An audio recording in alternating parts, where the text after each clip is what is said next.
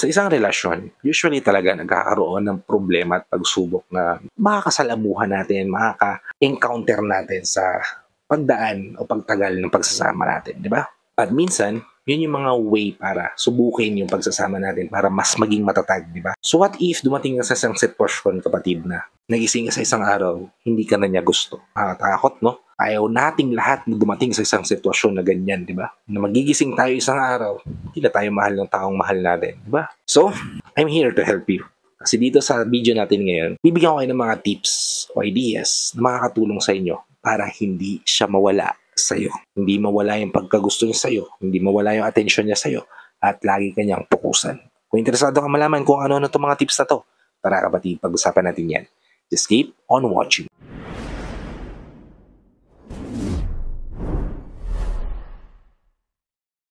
Hi, I'm Gary Opimo at gumagawa ako ng mga videos na katulad nito para matulungan ka na maging best version ng sarili mo at maibigay mo yung best self mo syempre sa taong mahal mo. Kaya kung bago ka pa lang dito sa channel ko, please consider liking this video. Hit the subscribe button and the notification bell para lagi kang updated sa mga videos na katulad nito na i-upload pa natin sa hinaharap. So wala nang baligoy-ligoy pa. Ang unang paraan kapatid para hindi mawala yung pagkagusto sa'yo ng taong mahal mo ay yung never ever lose your purpose in life. Hindi dapat nawawala yung purpose mo dito sa mundo. Kasi the more kang engaged, motivated sa pag-achieve ng purpose mo o pagtupad sa purpose in life mo, the more may glow yung buhay mo. The more may glow yung mundo mo. Diba? At hindi mo iisipin na walang kwenta ang buhay. Buhay may relasyon man yan, o buhay may asawa man yan, o sarili mong buhay. Diba? Kasi kita mo kung ano yung purpose mo. Yung ikigay mo. Diba? Usong-usong yung kanta ng ikigay ngayon. Diba? Yun kapatid.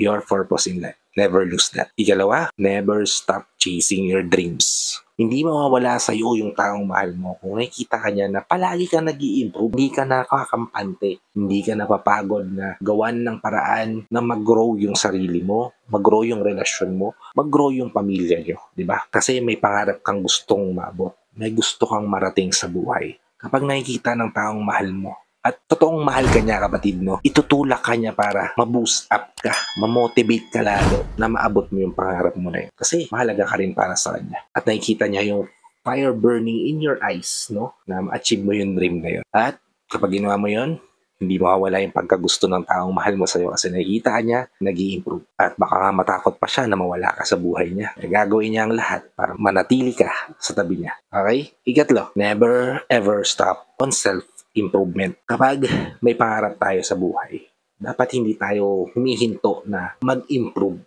Maging best version ng sarili natin, hindi para sa sarili lang natin, kundi para rin sa mga taong nagmamahal sa atin, mga taong nakasuporta para sa atin, at mga taong nagbibigay ng tulong at kulay sa buhay natin. Diba? Yun yung dahilan kung bakit tayo bumabangon. Kaya, never stop improving. Kasi kapag ini-improve mo yung sarili mo, lalo ka nagpapaganda, lalo ka sumisexy, lalo ka nagiging successful, lalo ka nagkakaroon ng mindset na hindi ka susuko sa mga bagay-bagay sa buhay at magiging successful ka sa buhay, lalo ka niya makikita as worthy na maging kasama hanggang dulo. And never ever stop improving yourself.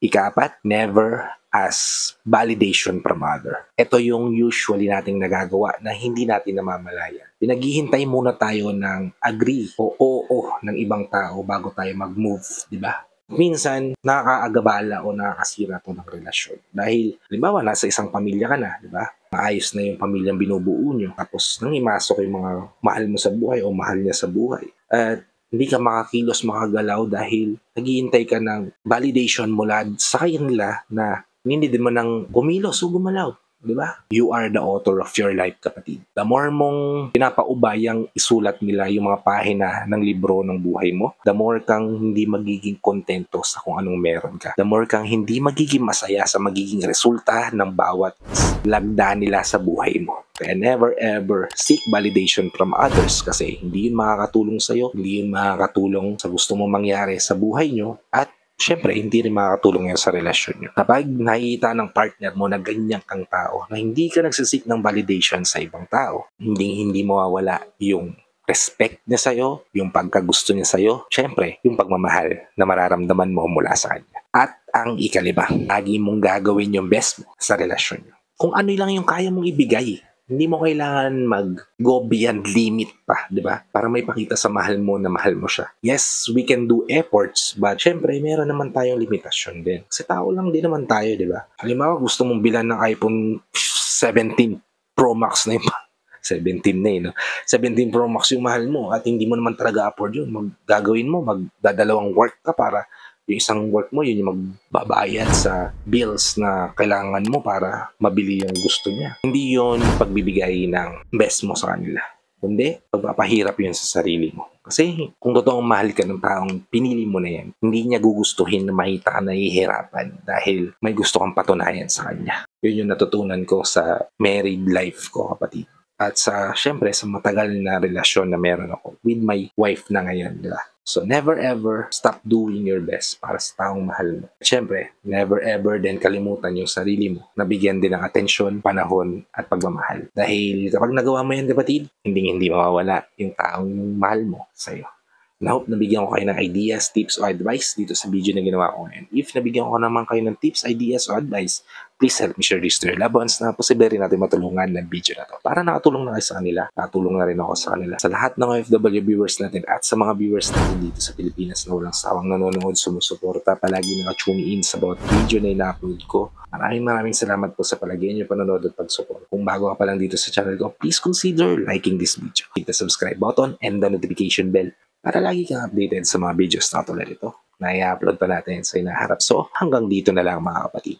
Maraming salamat ulit sa panonood. I hope to see you all on my next vlog. Ingat ka dyan palagi kapatid. May God bless you and always protect you. Peace. Whenever your heart is broken